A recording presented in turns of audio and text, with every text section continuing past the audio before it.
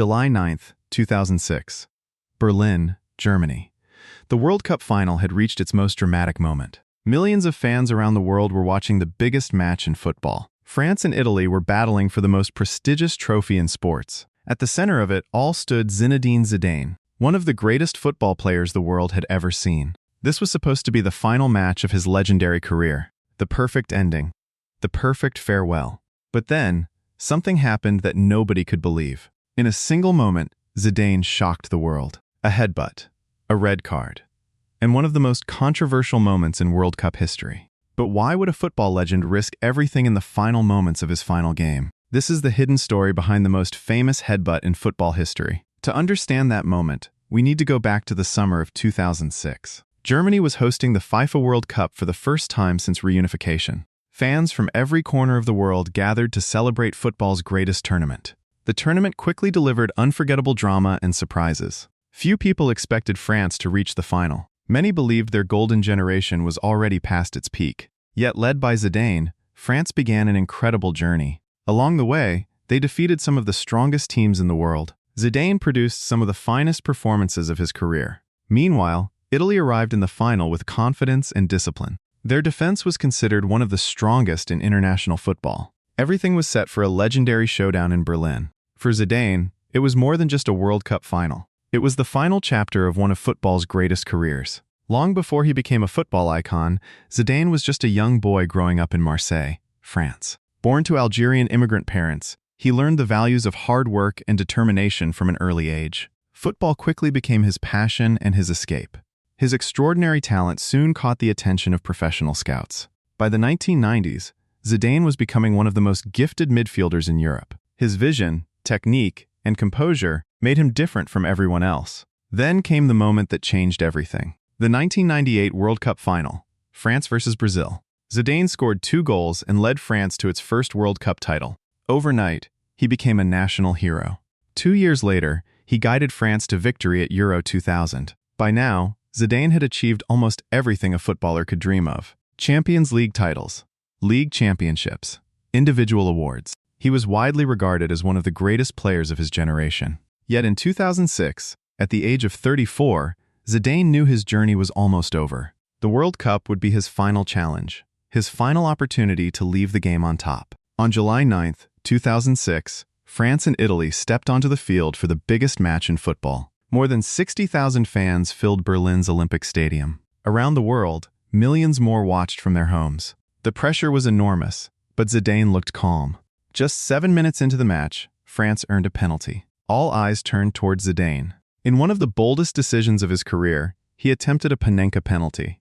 The ball struck the crossbar before bouncing over the line. France had the lead, but Italy responded quickly. Just 12 minutes later, Marco Materazzi rose above the defense. His powerful header found the back of the net. The score was level once again. As the match continued, the tension grew stronger with every minute. Every tackle, every challenge, and every decision seemed to matter. Neither team could find a winning goal. 90 minutes passed, and the final moved into extra time. No one knew it yet, but football history was about to change forever. As extra time continued, the players were exhausted. Every movement required immense effort. The match was becoming increasingly physical. Among those battling for every ball were Zidane and Marco Materazzi. Like many defenders, Materazzi constantly tried to disrupt his opponent. At one point, the two exchanged a few words. To most spectators, it looked like a normal argument during a tense final. Then, Zidane started walking away. Everything seemed over, but suddenly, Zidane stopped. He turned around and charged toward Materazzi. In an instant, he drove his head directly into the Italian defender's chest. Materazzi fell to the ground immediately. The stadium was stunned. Players from both teams rushed toward the scene. At first, the referee had not clearly seen what happened. After consulting his assistants, a decision was made. Zidane was shown a red card. His final World Cup match was over. In a single moment, one of football's greatest farewell stories had turned into one of its greatest controversies. As Zidane walked toward the tunnel, the entire stadium watched in silence. It was a heartbreaking ending to one of football's greatest careers. Then came one of the most iconic images in World Cup history. Zidane walked past the World Cup trophy without even looking at it. Just minutes earlier, it had seemed within his reach. Now, he could only watch from the sidelines. Neither France nor Italy could score during extra time. The World Cup final would be decided by penalties. Without their captain, France faced an even greater challenge. Italy remained calm under pressure. One by one, the penalties found the back of the net.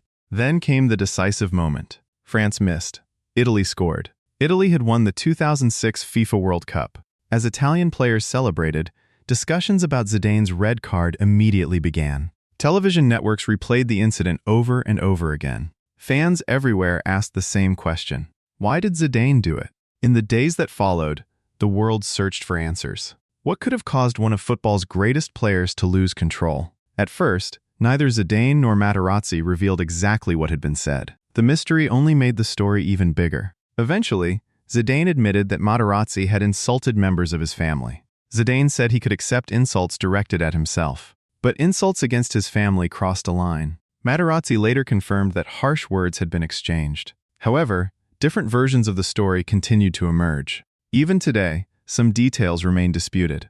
What is certain is that the headbutt became bigger than the match itself. Many people remember the incident more clearly than Italy's victory. Some critics argued that Zidane damaged his legacy forever.